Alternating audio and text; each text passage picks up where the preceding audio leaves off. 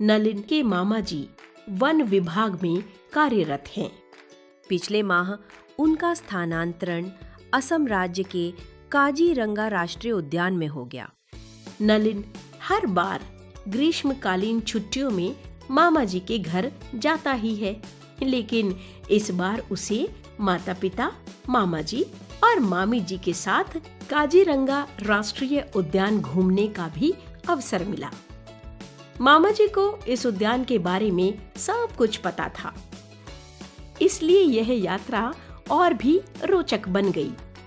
आइए मामा जी और नलिन के साथ हम भी काजीरंगा की सैर पर चलते हैं। मामा जी ने बताया कि काजीरंगा को 1985 में विश्व धरोहर के रूप में शामिल कर लिया गया था। यह अपने एक सींग वाली गेंडे के लिए विश्व प्रसिद्ध है। नलिन जब उद्यान के पास पहुंचा तो उसने दूर से ही हरे भरे जंगल और ऊंचे घास के मैदानों को देखा। उसकी आंखों में चमक आ गई और वह बहुत उत्साहित हो गया। पहले दिन मामा जी ने सबको बताया कि वे सफारी जीप से उद्यान का भ्रमण करेंगे। नलिन ने जीप से सवारी नहीं की थी, इसलिए वह बहुत उत्साहित था। जब वे जीप में बैठे और उद्यान के अंदर प्रवेश किया तो नलिन की आंखें चारों ओर फैले प्राकृतिक सौंदर्य को देखती रह गईं। चारों तरफ हरियाली, ऊंची ऊंची घास और दूर दूर तक फैले जंगल ने उसे मंत्रमुग्ध कर दिया। जीप चलते चलते अचानक रुक गई। मामा जी ने इशारा किया और कहा, देखो नलिन, वह रहा एक सींग वाला गेंडा। नलिन ने देखा एक बड़ा सा गेंडा धीरे धीरे घास चर रहा था। उसका एक विशाल सींग चमक रहा था। यह दृश्य नलिन के लिए बिल्कुल नया था। उसने गेंडे की फोटो खींची और बहुत खुश हुआ। मामा जी ने बताया कि काजीरंगा में लगभग 2001 सींग वाले गेंडे रहते हैं, जो दुनिया में सबसे ज्यादा हैं।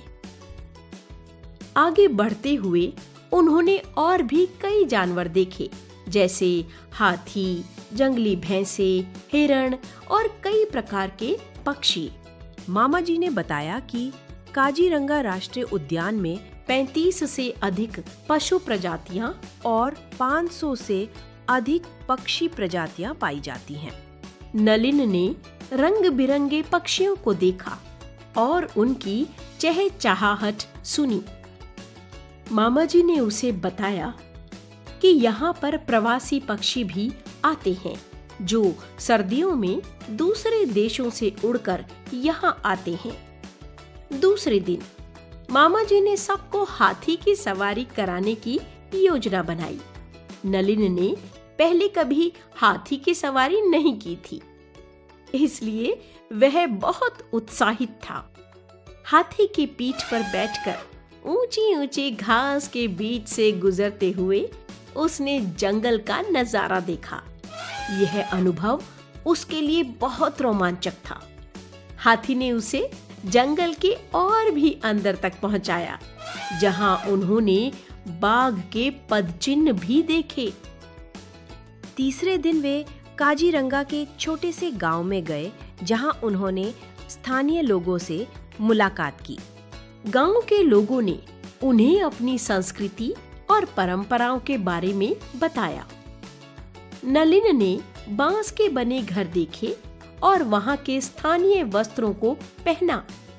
गांव के बच्चों के साथ खेलते हुए उसने बहुत मजा किया और वहां का लोक नृत्य भी देखा। इस यात्रा का अंतिम दिन बहुत ही खास था। मामा जी सबको ब्रह्मपुत्र नदी के किनारे ले गए। वहां उन्होंने नौका विहार किया। नलिन ने पहली बार इतनी बड़ी नदी देखी थी। नौका विहार करते हुए उसने नदी के अंदर मछलियों को देखा और जल पक्षियों की उड़ान का आनंद लिया। मामा जी ने बताया कि ब्रह्मपुत्र नदी काजीरंगा के पारिस्थितिक संतुलन में महत्वपूर्ण भूमिका निभाती है। काजीरंगा राष्ट्रीय उद्यान की यह यात्रा नलिन के लिए अविस्मरणीय रही। उसने यहाँ कई नई चीजें देखी और सीखी। उसे यह एहसास हुआ कि प्रकृति की खूबसूरती और वन्य जीवन को संरक्षित करना कितना महत्वपूर्ण है। मामा जी ने उसे बताया कि काजीरंगा राष्ट्रीय उद्यान न केवल गैंडों के लिए बल्कि पूरे पारिस्थितिकी तंत्र के लिए महत्वपूर्ण है। यह यात्रा नलिन के लिए ज्ञानवर्धक और रोमांचक रही। इस प्रकार काजीरंगा की सैर नलिन और उसके परिवार के लिए एक यादगार अनुभव बन गई। उन्होंने अन्य जीवन और प्राकृतिक सौंदर्य का भरपूर आनंद लिया और यह समझा कि हमें अपने वातावरण को सुरक्षित और संरक्षित रखने के लिए क्या-क्या करना चाहिए। नलिन ने वादा किया कि वह जब भी वापस आएगा तो फिर से काजीरंगा की यात्रा जरूर करेगा।